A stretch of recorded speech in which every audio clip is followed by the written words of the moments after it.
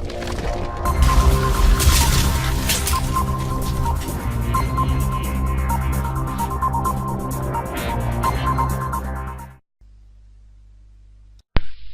guys, and welcome. If you're gripped by the period of time in which we're in during this magnetic reversal and appreciate it for what it is, one of the rarest, most unusual anomalies in humanity, yet has failed to capture, mainstream media's attention on a more regular basis than what it has, then I think this video alone you're going to find very rewarding. What's happened is, and the reason why this is an alert update, is because we've stumbled on some information today which is very rare. And the reason why I say it's very rare is because usually you only get this information when somebody visits the actual North Pole, and it's came from an unlikely source. You wouldn't believe it, guys. But we'll get to that later in the video. So what we're looking at is that green dot on the map. The map is provided by the National Centres for the Environmental Information, and of course, if you know who NOAA are, you'll know that they're the National Oceanic and Atmospheric Administration Organisation. So they're providing the map and all the relevant information on the map. So if you look at the scale at the bottom, you can see the time period, which is going to become relevant in a minute, and you can also see the longitude and latitude position to where that is. If I try and get it into the centre there, you can see at that left-hand screen on the position that it's 86 degrees north by 159 degrees west. That is important, guys, because that is where NOAA are stating that in 2015, if you look at the date at the bottom of that chart, where the North Pole is right now. Now, I can pull up the historical tracks which just rebut what I've been talking about in previous videos. Let's do that right now. Let's get up the historical previous tracking of the magnetic North Pole. As you can see, for quite some period of time now, since the 1900s, it's been tracking almost on a perfect vector easterly towards Siberia. But what you'll notice is that if we're at 2015, why have NOAA included the next few dots? And not only that, why did NOAA include the dots but also show the magnetic North Pole slowing down, when we know that is not the nature of the magnetic North Pole at the moment? It has been increasing in speed exponentially, and so those dots should be getting further and further away. Now, I've got the GPS coordinates of each pin that you see there, and I've plotted them into Google Earth, and I've showed you many times. But what I want to show you something in this video is something very bizarre and unexpected, and came about unexpectedly, really, today, this morning, and I could not believe my luck, because not only has somebody actually gone onto the North Pole, but they went almost to the exact, well, as good as you could get, because anyone that tries to track the North Pole and position it perfectly 90 degrees should know it's not an easy job. So even plotting these coordinates onto Google Earth is very finicky, because as soon as you go over 90 degrees, then the heading changes. In other words, if you're looking at the compass, it goes up straight away upside down, and so it doesn't matter whether you go diagonal one way or the other, or left, right, up and down. It's very difficult when you're trying to get a highly accurate position for the North Pole. So, what's my beef then? What's so important about this video? Well, it turns out from the position that these people have tracked it to, it's off course from the line that you're seeing. And first of all, what I want to show you, right, is that NOAA have been forecasting only where the magnetic North Pole is, and not actually taking measurements, and that's going to become apparent very later on in this video. Now, you would think an organisation funded by taxpayers, so you know how they treat taxpayers' money with very little consideration and care, you would think that they would actually not provide a forecast, but actually if somebody else can go out to the North Pole in the manner in which the results have come to me, then why couldn't they have done that? Why haven't they updated the historical magnetic poles, as I'm about to later on in this video? So they're forecasting. The reason why I know they're forecasting, because I can just go up the dates. If you just pay attention to the 2015, you'll see that as I go up the dates, once it uploads, the new position of the North Pole comes in. Now, how can they have 2016's position if they're not forecasting? How can they have 2017, 2018, 2019, up to 2020? It's simply because they're forecasting. Now, how can they forecast that it's first of all going to slow down? And here's the big thing, right? According to the latest information that I've been able to obtain, and that was from somebody that actually has gone out to the ice last year in June 2014, it's no longer tracking in an easterly vector. And the reason why I think that is because the magnetosphere is actually weakening now, and that pole can be wandering pretty much anywhere. And it'll be interesting now, because this does really throw a spanner into the works, because we was hoping that just one magnetometer would be enough to keep a track on this, because we sort of like knew in which direction it was tracking easterly. So one magnetometer on a heading would have told us that. But no, we did anticipate setting up another magnetometer in Virginia, which was around 4,500 miles away. I'm 4,500 miles away from the actual magnetic pole, so we'd get like two lines intercrossing, and where they intercross would give us a good position of where the magnetic pole was. That's still going to be the case, and that's we're in progress of that right now. I'm just waiting for the voltage boost regulator to come in, so that I can complete the the magnetometer that I'm building right now to do that. So once we get the first one built, then it's a matter of knocking up the second one, getting that shipped over to the United States. And we're going to need it now, because I'm going to show you in the next part of this video that the pole is tracking south, and not by a small amount either, guys. I think you're going to be shocked, and I think the reason why that is, as I say, is because the magnetosphere is weakening now to a point where things are starting to become unpredictable. Now, it's important that I mention this, that those white boxes now that I've just included, right, are observed pole locations, which means people have actually gone out there and observed from that position. Now, I believe that I know that one person that used to do it was Larry Newt from the Canadian Geological Survey, and he was no longer able to do that because the migrating pole was going that far that his twin-engine Otter aircraft that he used to land on the ice with, as it's run out of range. Basically, it can no longer fly there and back, even with I suppose extra cans of fuel to get him out there. So it became unviable for people to get out there on the ice. But as you can see, those little yellow square boxes that I've put up there are the last known locations of where people actually have. We're going to put another one on there, and we're going to put one on from 2014, in the middle of the year, from June 2014. Now, in the where I don't know the technical term. I do know the technical term, but I can't think of it at the moment. But we're going to have a look at the captain's GPS as he gets closer to the North Pole. I'm going to show you the readings for that from the bridge. That's the word I was looking for. So we're going to see not just the 90 degrees north of the new position, we're also going to see that it's date time stamped, and that's massively important to getting and obtaining accurate information.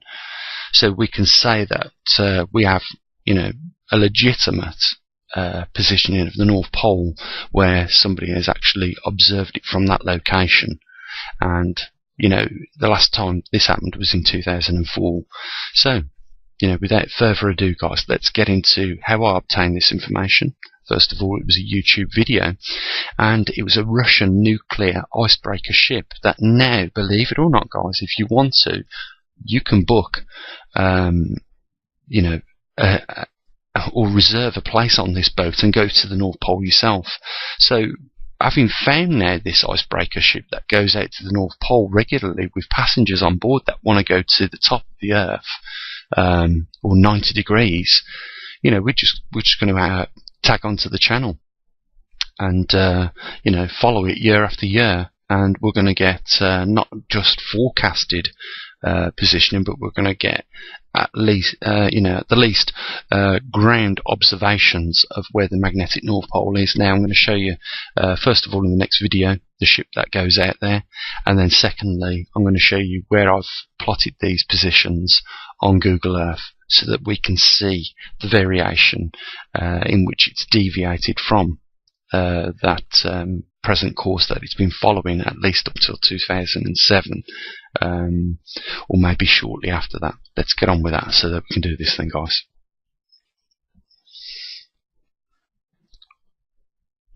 So here we are, guys. This is the Victory. It's a unique Russian vessel. It's been in service, I believe, 50 years, and it's a nuclear powered icebreaker, and we're looking at the GPS on board the ship. As you can see, 90 degrees north and 17 degrees east, and the date at which it was making this voyage was on the 25th of June 2014. Even there, 1 minute past 6. Unbelievable. You know, it's unbelievable where you find this information, and you know, Noah must have been aware, surely, that somebody had been going over the North Pole, you know, and if not, you know, it's a shame that they've not updated the data. Even recently, I'd been speaking to someone at the British Geological Survey, and they told me the last time that somebody had been actually there to make you know, a recorded position on the ice was around 2007. So even you know, it just seems that us in the West have been totally oblivious to, you know, this now passenger ship. You can literally, I'll put a link down there so that you can see the link in which you can go onto and book, you know, a trip to the North Pole, the exact North Pole. It's just unbelievable, isn't it? It's an unbelievable source of information, but it's just by luck that it's came. I mean, you'd never think that a passenger ship would be going over the North Pole. But anyhow, let's have a look at the ship that actually does do it, and you'll see them here. If I'll just press play. So you can rent this helicopter as well. By the way, I'm not trying to, you know, sell tickets to this. I mean, if I could afford to, I can imagine this isn't going to be a cheap trip. But you know, I would definitely be one that would be interested in going on that for just the purpose of, you know, finding out where the magnetic North Pole was every year, so we can keep a log on it, because we know how important it is. So this ship goes out there. It's been out there a few times now that I've managed to watch where it's gone out to the North Pole. The captain tries to get it on the spot of where the magnetic North Pole is, or 90 degrees, as you've seen on his GPS. And I don't know how long they've been doing that. I suppose this vessel had a commercial purpose at some point. You know, breaking the ice for other ships to come follow through, but you know, it's just great that we've been able to obtain the information, because now we've got, you know, a location for the magnetic North Pole, and it's not forecasted for at least 2014. So let's put this into perspective then for you guys that are interested in where the magnetic North Pole is, because if you've been following the videos, you know how important this is. Right, where that P is, right, is the coordinates that the Victor found the North Pole to be at. And as you can see, I've put the date in, the 25th of 6th, 2014. Right, two things stand out to me here. First of all, it's no longer tracking in a nice vector easterly towards Siberia anymore. It's somehow deviated more further south, and it's done that by, if I can just bring in the measuring tool, I'll show you exactly what we're getting here. So if we just measure from the the vector that it was tracking in, if we put that somewhere in between these yellow pins that were provided by the GPS coordinates of NOAA, we'll see that it's not a small deviation. As you can see, it's 288 miles deviated off course further south. And the second thing is, if we clear that and measure it from the last time someone actually went to the ice, let's just clear it, okay, which was 2007, to the new position, we can see that it's done around 417 miles in 7 years. So 417 divided by 7 equals 59.57 miles a year, and that's 20 miles an hour, or sorry, 20 miles a year faster than what NOAA and the British Geological Survey have put the North Pole migrating at. And that's a lot, guys. So it gives us an idea as to how to forecast from that point on further. So we could add from that position now in 2015, if things haven't deteriorated anymore with the position of the North Pole, at least another 60 miles onto that. And you can see that from that position, it leaves us around 500 miles or less, actually. Let's see if I can get a better one than that. Around 429 miles to that all-important 40 degrees, and we know what happens at 40 degrees. As I said earlier on in the video, I don't think it even needs to track in a single vector now easterly. I just think it's important that we do keep track of where it is as best we can. Now, as soon as the magnetometer station's up and running in the UK, we'll have a vector as to where the North Pole is with regards to 90 degrees, and as soon as we get the one up in Virginia up and running, we can have some way of crisscrossing those two headings, and it will almost give us a perfect triangulation of where the magnetic North Pole is, to within a small degree of accuracy. It's going to be very accurate. I have said that the magnetometers that we're using, even though they are good magnetometers, they can have an uncertainty to 1 degree, and we're using 3 in each station. So there'll be 3 in the UK, 3 in Virginia, and we're also going to be tracking the one in New Zealand as well. The South Pole, that'll be. So guys, that's where we are. This is important stuff. When you consider what is taking place now, you guys know that I predicted that this magnetic pole wasn't there in the region of the Arctic region for no reason.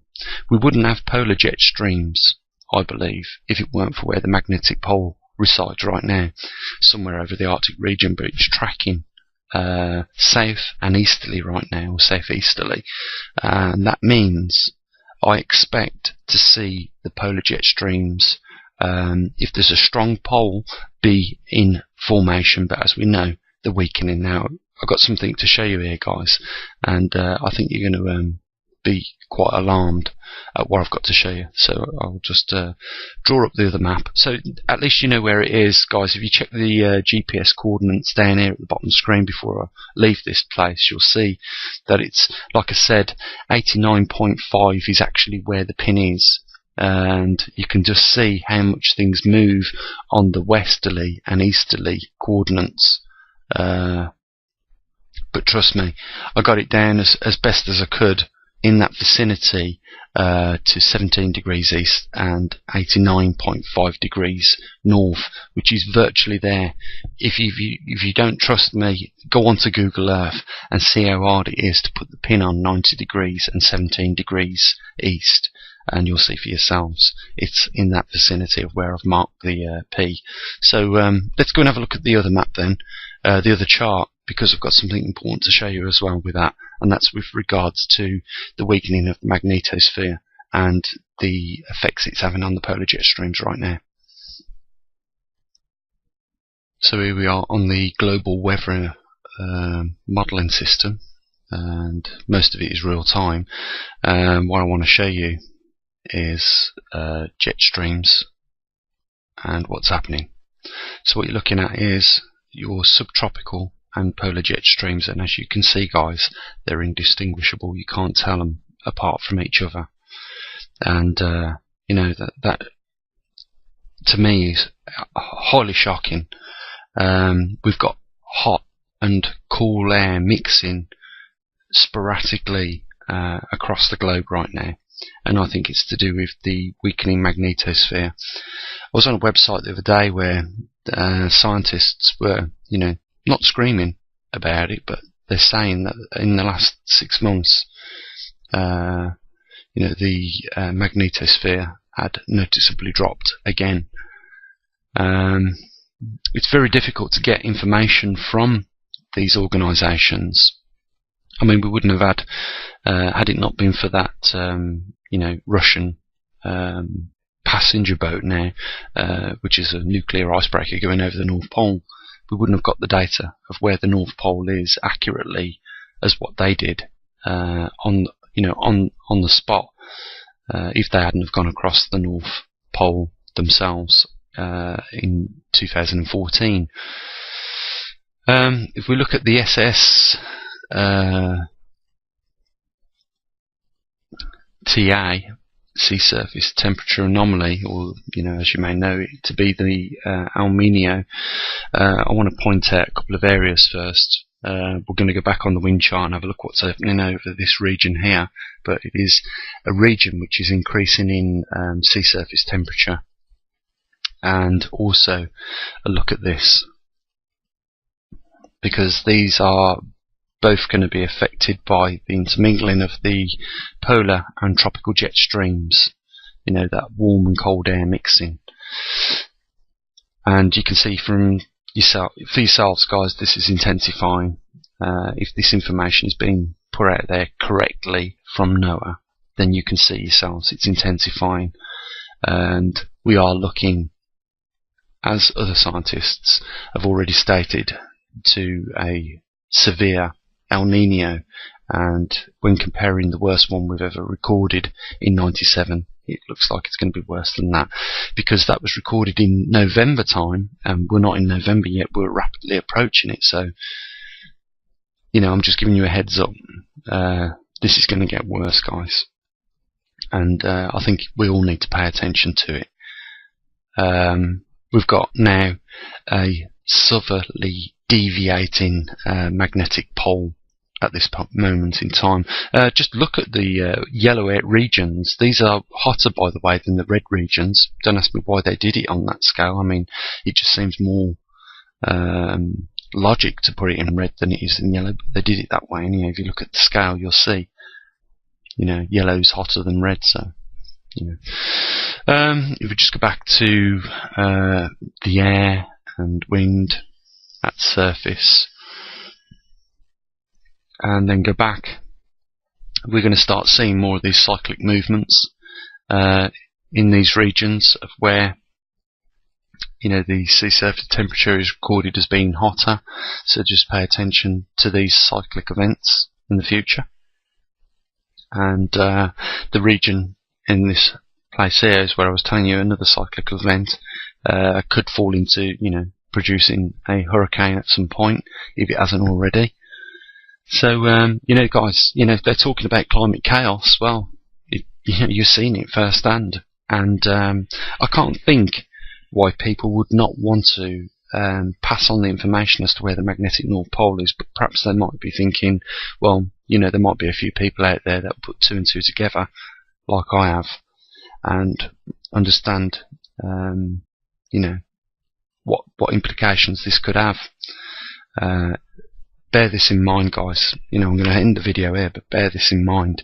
This hasn't happened for 780,000 years. So, just bear that in mind. No human historical records of the last time we went through a full magnetic reversal. And you've seen the videos in which I've done on Mars. And what you've got to bear in mind is, on average, this used to go through a reversal every 250,000 years. And it's been 780,000 years since the last one. So something happened there. You know, I'll just put it out there. I'll just what I think. Why not? Is this the end? Is this the last magnetic reversal this Earth goes through? And even if it's not, and scientists cannot deny this, it's showing signs that during this magnetic reversal, when the magnetosphere does collapse, that it will definitely take longer for it to come back up if the magnetic poles do reconfigure at some other point on this planet. Now, when they do, you can expect the Arctic regions to be over those new positions. And not only that, I've said also in a video before, many times in other videos, that the rotational axis is not on the same position as where the Arctic region is and the magnetic North Pole. They're not. They are definitely connected through some planetary mechanics that, you know, I'm trying to work out what's going on myself. But, you know, I don't think that they're all there by coincidence, guys. You know, we could be in for some real unprecedented events during this time. And, you know, as a scientist, you know, I've been slated for saying this, but for me, this is an exciting time. There's lots of stuff to study, but at the same time, I can understand the anxiousness of some people watching these videos, thinking, you know, this is really for one happening, and it's really serious. And I just hope that, you know, you guys that feel that anxiety, you know, take on board the fact that, you know, you really do need to start putting up some provisions for yourself just in case the worst happens. That can come in many forms. You know, nature has got an unprecedented power. You know, it can throw tidal waves, it can cause earthquakes, it can cause, you know, you to be irradiated by inbound solar radiation without the protection of the the magnetosphere. So all these things is something you need to think about, guys. You know, we may be only just now coming to the grips of the full reality of what we are facing, but if now we understand, it gives us time to prepare. And there's nothing wrong with that insurance policy of having a bug out bag or a bit of extra food, or, you know, some, you know, provisions put up for you and your family at the end of the day. If you're thinking your governments are coming to your rescue, then look no further than what happened in Katrina during those floods. And need I say any more? That will set precedents for how governments will react during times of national emergency with regard to these incidences caused by these new anomalies. You know, guys, there's a link down there. I mean, some people won't appreciate, you know, the length of time that it takes to put this in even the order in which I do, and I've got to admit, it's not probably the most concise manner, and some of these videos do go along for a bit of time. But nevertheless, you know, the information that's collected takes time. We don't just talk about things anymore on this channel. We're actually building scientific equipment to monitor these things, and we're doing that in the hope that we might be able to give you guys out there a little bit of a heads up. So, you know, it's important. It affects you. If you can afford to make a donation, the link's there, guys. And, you know, I'm just sorry that I have to keep mentioning it. It's a real shame that there's only a few that support this channel financially the way they do, and most of these people make more than one contribution. So, I can only say kudos to those guys that they can pat themselves on the back. You're doing it not just for yourselves, but for others as well. And I know that as well. That's why, I do put the time in and feel that this is worthwhile. I really do hope you appreciate the fact of why I put an alert on this video, guys. I think it was warranted. It's took an unprecedented detour, to say the least. It's no longer trekking in the vector of just easterly. We're now getting a southeasterly moving magnetic north pole, and that's very important. So with that, guys, I'm going to say what I usually do. You take care. Try not to worry, but prepare a little bit at least. And, don't forget to contribute. You're not just helping keeping the information coming for yourselves. You're actually keeping it going for other people as well. Genuine people that can't afford to chip in on a regular basis. So with that, guys, all the best. And what I usually do. Bye for now.